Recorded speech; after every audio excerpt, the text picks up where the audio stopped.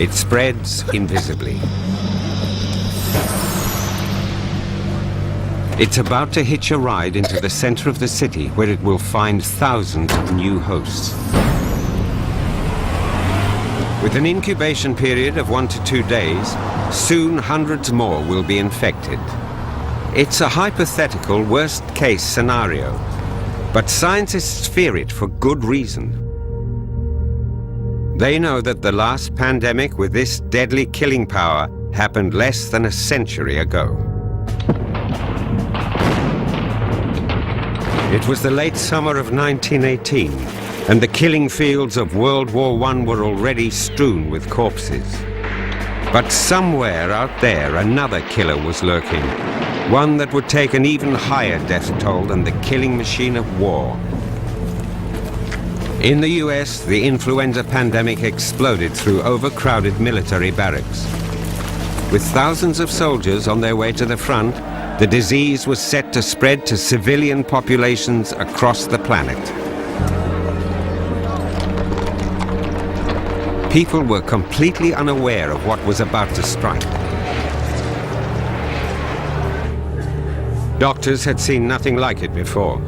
First came a fever and cough. Then, within hours, patients developed a severe pneumonia.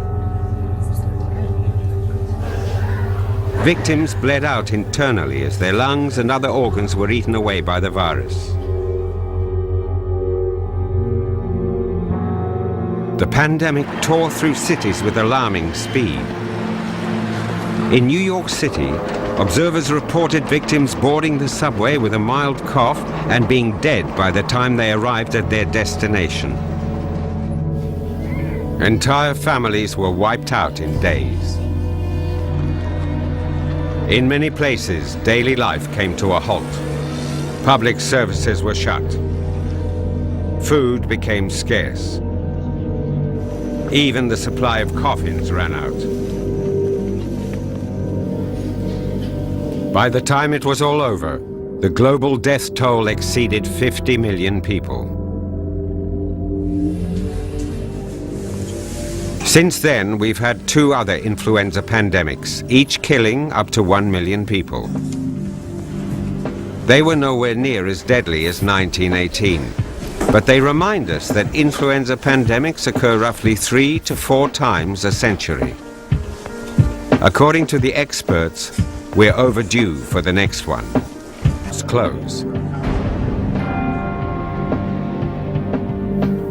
Public transport comes to a halt. Many businesses are also forced to shut. The economy begins to stumble. The bird flu outbreak sends shockwaves through global financial markets. Investors fear a drop in production and frantically sell off shares. In trading today, the FTSE 100 had its biggest one-day fall. 70 billion wiped from shareholders' portfolios.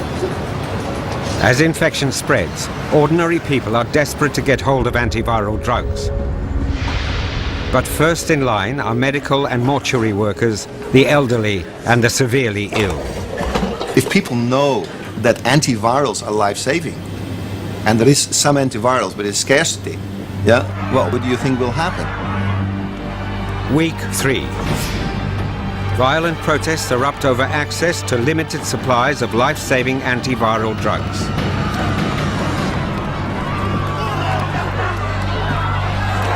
Highways remain bumper to bumper. Traffic mayhem as the exodus out of London continues tonight.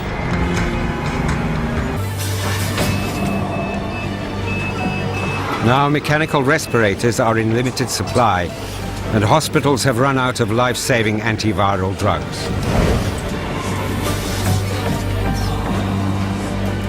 With no more room in intensive care, basement corridors have become quarantine treatment centers. Doctors face tough ethical decisions about who gets care.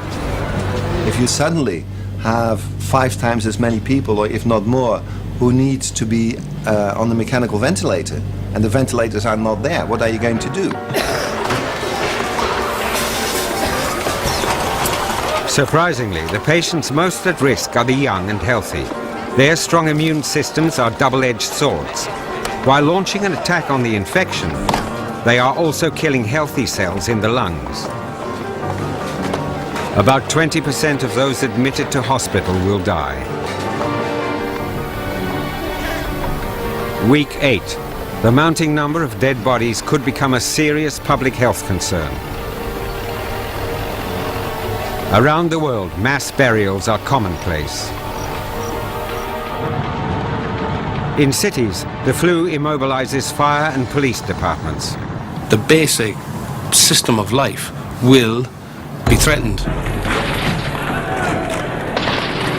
Fires and civil disorder spread out of control. Week 9. The pandemic nears its peak. Over 50% of all workers are out sick or caring for the ill. Farming and industry are crippled, and transportation comes to a standstill. Financial markets are in ruins.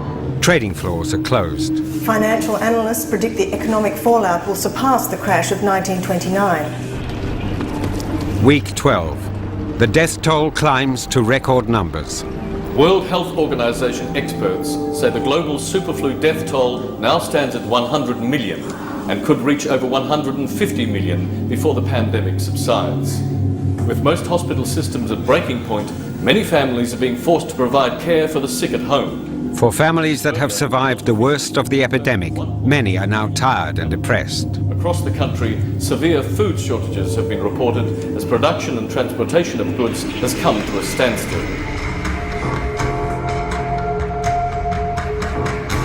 In 20 weeks, the superflu has swept across every nation on Earth.